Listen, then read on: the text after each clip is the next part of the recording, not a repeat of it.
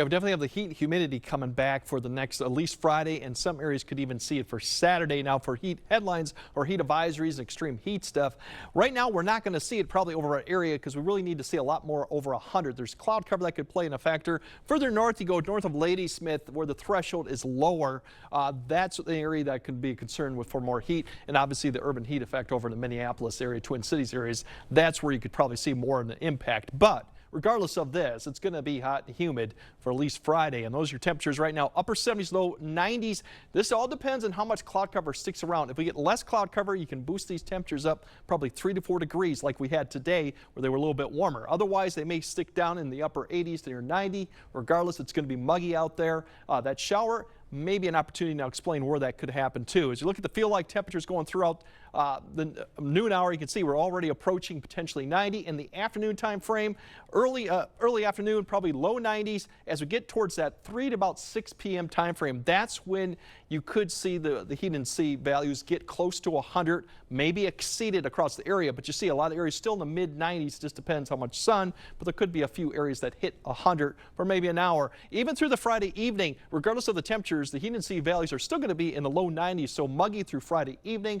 Definitely stay hydrated even as the sun goes down. Those conditions aren't going to change overnight too. Saturday's highs really are probably a low confidence forecast because a lot of cloud cover is going to play a factor in how warm or cool we get, and that depends. Right now, mid 80s, probably a better shot to see maybe a 90 as you go farther east and south.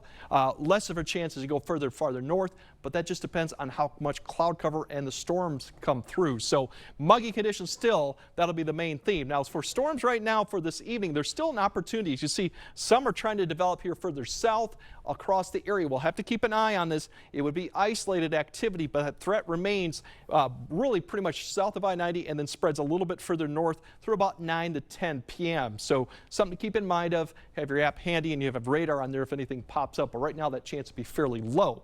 Regardless, we could see a little bit of haze or fog in the morning at some areas given all the humidity out there. But the main thing watching for the thunderstorms that I mentioned, cloud cover will come on and be on the increase further north you go for tomorrow morning. Right now, all that activity should remain to the east. As you can see, that complex dies pretty quickly, but we got a lot of cloud cover that comes through, and how much we have come through and how long it lingers, it'll play a role in what our afternoon temperatures look like. Right now, I think it will see less as we go in the afternoon, and that will allow us to get close to 90 or in the 90s. But some areas further north may have cloud cover stick around a little bit into the afternoon time frame too, so that'll play a role. Otherwise, we look at Friday night and Saturday, and that's when the main thunderstorm complexes get close enough with the cold front to the west. You'll see this activity develop Friday night well north of the area, then dive south. Now, it will weaken as it gets closer, but there's an opportunity to see some of this activity come through Friday and then decrease. This is one scenario. If this doesn't happen, then we could see more activity in the afternoon.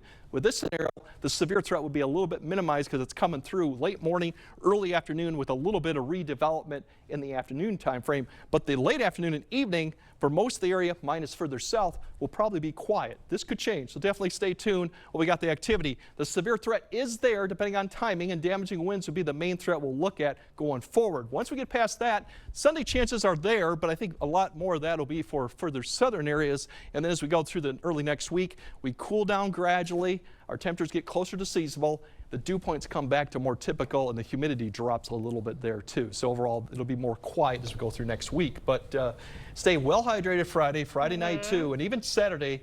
And then we'll have to time out the storms, and hopefully they do come morning to about noon, and that lessens the threat for most of the area to see any more afternoon activity.